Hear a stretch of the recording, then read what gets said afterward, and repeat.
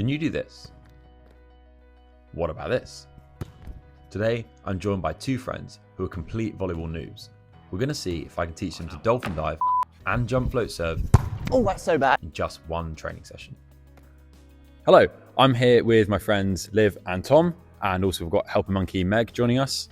And we're going to see today if in one session I can teach them both how to dive and dig a volleyball and jump float serve, maybe minus the float bit. First things first, we've got to warm up. And this is a good chance to introduce Liv and Tom a bit more and provide some important context. You can probably see from their hitting and when we pepper, they haven't played much volleyball. As I said, we've taken a ball with us to the park and the beach a handful of times and show them like, this is a dig, this is a volley. But otherwise, that's it. Definitely the first time they've worn knee pads. And in total, I reckon they've played a couple of hours ever each. However, it's not like I've just picked a random chap off the street here. They both have a big advantage in that they're very good athletes in their own right. Both are good hockey players, and Tom's also a very decent cricketer.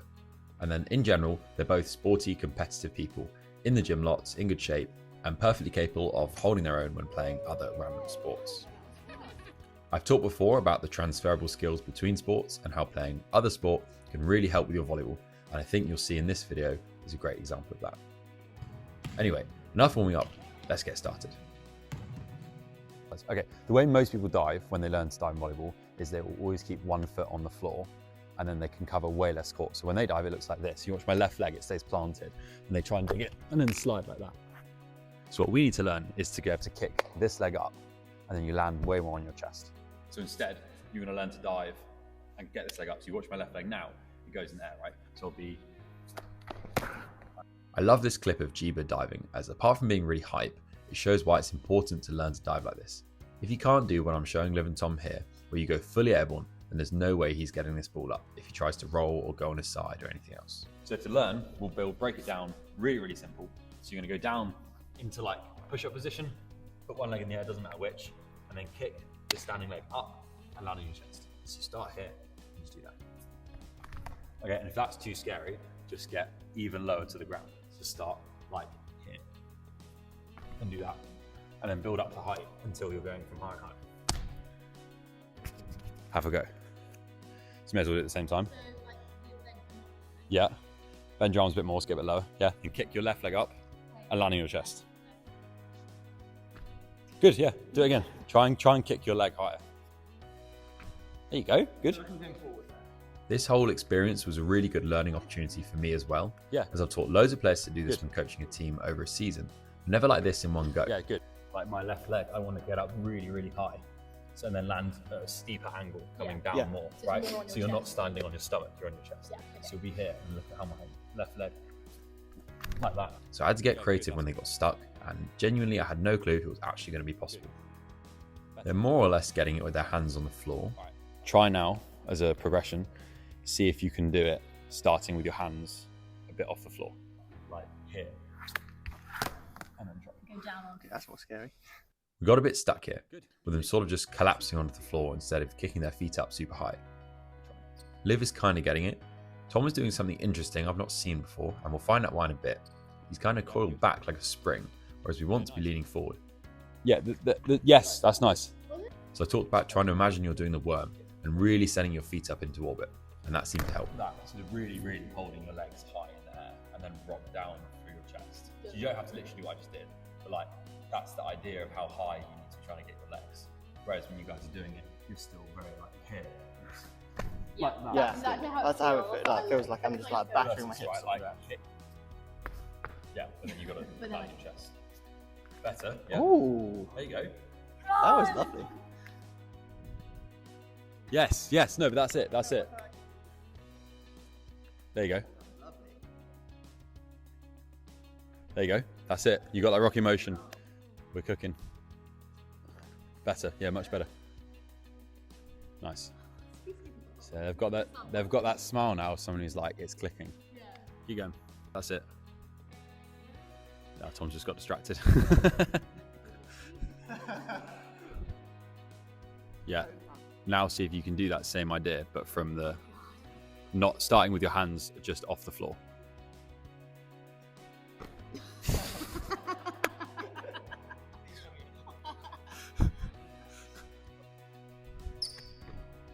I mean, don't be hard on yourselves, right? This takes people like weeks and months. I know you're trying to do it in like an hour, so it's good.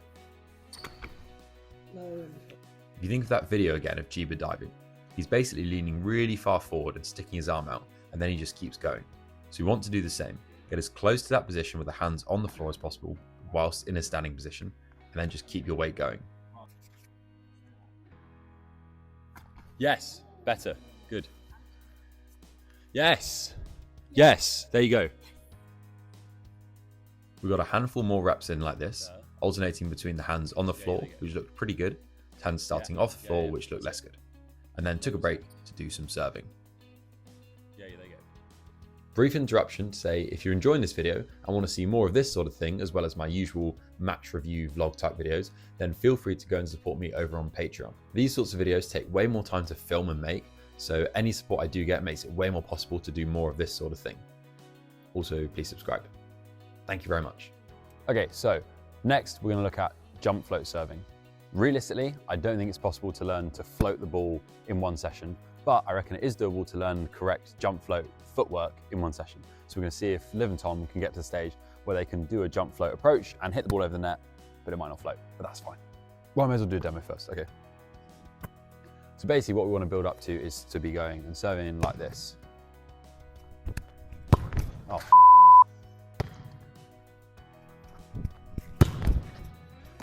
okay, so the gist is, it's a 4-step approach. You start with your feet together, you start with the right foot. So it's gonna go, I'll show you first and we'll do it together. You're gonna go right step, left step, and then when this foot is heavy into the floor, that's when you chuck the ball, you throw it, right, left, jump, and whack it. Briefly, the reason why I coach people to serve with this footwork is because it's better. No, but what I mean is, if you go look at some Olympic or VNL volleyball and look at the jump servers, almost all of them will use this technique, where you throw the ball on the third last step, because you then have 2 steps to adjust to the toss and jump really high. Whereas when people throw the ball on the second last or last step, they have way smaller margins for error for the toss, and then obviously can't jump as high off of a 1-step approach versus a 2-step approach. Okay, so we'll do it to start with and just catch it. I threw them in at the deep end a bit, which was a bit of a mistake. You can see when they first try, they jump off just one leg, which isn't the least bit surprising given they've never learned to do a spike approach. So we needed to take a step back and get them used to jumping off 2 feet first, and then go back to worrying about the ball toss. Ready? Yeah. If I did this again, I'd do things very differently. And this video isn't showing you exactly how you should coach these things, although obviously you can copy whatever you think is good. It's to show Liv and Tom learning, yes, but also you can see me learning too as a coach. It's really good to challenge yourself to teach new things in different ways to different people, as I'm definitely better able to coach both of these skills now to anyone who's experienced or otherwise now I've done this. When we returned to diving, Liv was still looking okay, but Tom not so much. You can see if you look at his body language, he looks negative and a bit dejected. I can 100% relate to this, and I've had anyone to really teach me how to dive. Everyone I knew who could do it just said they just did it, which wasn't that helpful for me, as when I tried to just do it, I couldn't. So it honestly was years and years of trying getting sofa cushions out or on the kitchen floor, flopping around hopelessly for a while, making no progress, and giving up, only to try again in a few months when I get inspired again. And that process was very frustrating and depressing to go through, as I had no faith I'd ever get it. So I really understand how annoying this can be when you hit a block. But both my experience and hopefully seeing Tom's here can give you some hope if you're in that position yourself. It turns out, the problem Tom was having was from a misunderstanding about the technique. I'd emphasised having to land on your chest, and Tom took this to mean you should only land on your chest, as your hands should be busy digging the ball. So he was trying to get them out of the way. Once we cleared this up, he never looked back. And then when you're here, it's the same. You start with your hands in there, and then you put your hands on the floor and catch yourself in the same way. I thought you didn't have to use your hands at all. Oh no, sorry, okay, then that's me explaining about it. So it's more like... Watch Tom bounce and smash it. Yeah, there you go. There we go, good. You're trying to do it without any hands. I was like, well, you're going to be hitting a ball, so you can't use your hands. No. So, yeah, do something. Hands. There you go. And then Yeah. okay, I feel So it. it's like... Yeah, Tom. Let's take the ground. Yeah. Yes, there we go. Tom's got it. Yeah. But this is right, this is such like a It's so accurate for how this is, in that like you just get stuck, and Tom looked like a bit hopeless. It was just like, oh, I'm stuck on this bit, and then just like, okay, take a step back, refocus, like feedback, whatever, and then like a minute later, he's got it. Liv is there or thereabouts, but again, not quite looking that smooth. So we got a few more reps in and then had another break to go serving. Okay, so last bit we did was learning to just go right, left, jump, whack the ball. Now we'll look at the feed, so we'll do it with a catch, and then we'll stick them together and see if we serve the net, okay? So what we'll do is go, what we tried to do earlier, right, and you could go, literally go this slowly and like talk to yourself if you need to. So you're gonna go right, left, throw, right, left, jump, catch. Before hitting, we did some throw and catch to see if they could now feed for themselves and jump off 2 feet, which they got the hang of pretty quickly. The big coaching point I kept reiterating was to not slow down on the throw step to try and build more speed and fluidity. Right, so you both got it in the sense that it's completely correct. You're throwing all in the correct steps, blah, blah, blah. Brilliant. What we now want to add is more like fluidity, so you don't stop when you throw it, which makes sense why it's happening, because it's what you have to think about the most. So the minute it's like right, left, catch. And we want to now try and get it so you don't slow down and you're actually speeding up, because obviously that's going to help you jump higher.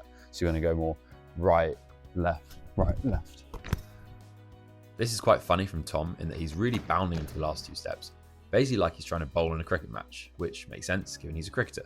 But yeah, we don't really want to do that here as it won't help us jump up high as much. Yeah, just because we're not playing cricket. For their first innings, tried to hit the ball, I think it goes okay. Tom clearly has the strength to serve over the net without issue, but Liv is understandably struggling a bit more. Good. But like I said, the body weight should help her with that, as it will generate more power. Nice. Although that being said, it is also obviously more difficult as it introduces an element of timing. Good. What might help you, Liv, is a slightly lower toss that's more in front of you, because it'll force you to come onto the ball more, right? Because if you go like this, you're getting underneath it, right? Because you go early, versus if you feed quite low and go a bit faster, you kind of force yourself to rush more and you'll naturally go forwards more. It's fine, it's fine. We're getting there. All right, let's grab the balls and then do some more diving, then we'll come back to surf. Good to take little breaks and go from one to the other, and just generally not do too many in a row, because you can often just get in a bit of a rut. So start without the ball again, just to see if we can pick up where we left off, especially Tom. Liv, I feel like you've got like a tiny bit to go. Yeah, I do. But then Tom, we can start with the ball. Liv, you can keep getting some reps, just practicing. Yeah, okay. So, I mean, Tom, first let's see if you can still go as you were. Beautiful. He's getting good. We'll go with the ball now. Right, so the trick if you're doing this to other people is you've got to feed low, because it means it's going to force you to dive. So you're doing exactly what you just did. Platform out, just try and touch the ball, don't worry about where it goes, and then dive as you did. So if you start on like the black line facing me. Right, so I'm going to chuck the ball. What's likely to happen is the first time I throw it, you'll just go like, and just freeze and not do anything. So just don't worry particularly about actually digging the ball. Just make yourself still dive vaguely in the direction of the ball. And after a few, you'll probably then get comfortable to actually get a touch. I'm going to reiterate what I just said whilst we see Tom have his first few reps with the ball. And that's that no matter what, still dive. When you're practicing this, even if the feed is pointlessly easy or completely impossible, dive. You need to get used to playing the ball and then diving. Especially for the tricky ones. You need to go, as otherwise you won't get the hang of going quickly and suddenly after you see that the ball is really far away, or that you don't have much time. Eventually, I worked out I was feeding the ball way too low, so it was a bit brutal for Tom. Yeah, maybe I'm feeling slightly too harsh. I'll go a bit higher. So after I fixed that, yes! a bosh. Shadow. 1 down, 1 to go. Fucking come on. I knew this was possible. Right, so we can now leave Tom to it to just get some reps in with Meg and make this more muscle memory, see if we can get any really good ones. The focus now is on Liv. We only have half an hour or so left, so the race is on to see if we can get it. Taking the learn from earlier with Tom, we had a chat to see how she was feeling and if there was any misunderstandings. After doing this, I realised her setup position was probably making life quite difficult. That definitely helped, and a combo of the better setup, still focusing on kicking the back legs up really high, meant eventually Liv was there without a ball. So no matter what, Tom smashed it, and Liv can now dive without a ball. Bosh. Yeah, good, Liv. Right, let's take a stop there. Good idea. That's huge. Yeah, you're ready to start with the ball. Yeah? Okay, nice. So back to serving. We'll continue where we left off. We'll just, serve the whole basket. On this step, when you throw the ball, try not to slow down. That's the big focus. You go right, left, right, left. Ooh, that one wobbled a lot. Right, left. Back to serving, and the name of the game is just more reps. Worth reiterating, given that diving success for Tom, that him being a sporty chap helps enormously, and I'm not sure you'd replicate these results if you just took a random guy off the street and tried to teach him. You want to feel outside your comfort zone. That's when you know you're getting better. Better. Yeah, that's better, Tom. Tom, also the risk of overloading you. I almost don't want to say this, probably shouldn't, but it will help with the ball contact. Just make sure you spread your fingers wide hand. But I mean, only think about that if it's not distracting you, because the ball toss to footwork is the important bit.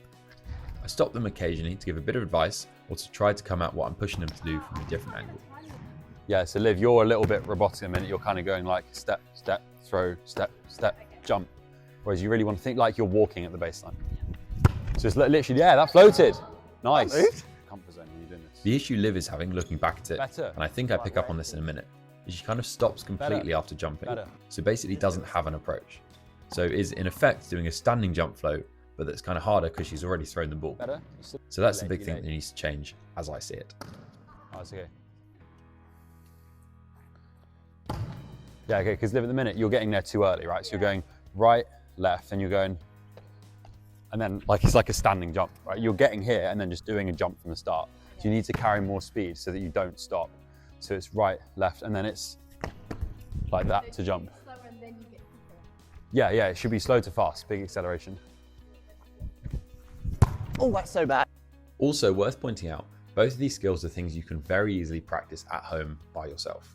You can practice all elements of dive on the kitchen or any other slidey floor, or you can get the mattress off your bed to practice that rocking motion if you're scared about hurting yourself. Then serving, okay fine, you probably don't have space to hit a serve, you can certainly practice the footwork. So get anything you can throw and catch and practice that right, left throw it, right, left, jump, catch. All right, so we'll power on. I'll work with Liv. We're gonna see if we can start going with the ball, and then Meg and Tom can keep working with the ball and make it more challenging for them. A new way of trying to do this. Either just one hand then catch with two, or one hand and kind of slide on your forearm. Like that. Focus now is on Liv and see if we can get one with the ball. Spoiler alert, we couldn't. I'm really confident that A, if we had the time again from the start, we'd get it. Knowing what I do now could save a lot of time with me explaining things better, like getting them to start with kicking the legs as high as possible, like they did on Worm, and fixing her start position from the get-go. Nice, Liv, yeah. So this is why you need to stay positive, right? The dives you're doing without the ball are getting better than they even were when we stopped last time. Okay. I'm also very confident, given a little bit more time of the day, we could have got it nailed. There you go. Watching it back now as well, I've noticed something I didn't at the time, which is that at this last time through, Liv's digging the ball and then dropping onto her knee when diving, which is why it looks a bit off. I couldn't actually see this in the moment, I couldn't see her knee from that angle. I knew something was wrong, didn't know what. So it's another good learn to literally, as well as figuratively, take a step back and look at things from another angle. Either way, super impressed from both of them. If you look at where we started and where we ended up, this is Liv's first dive, and this is her best one. Good. There you go. Then this is Tom's first dive, and this is his best view.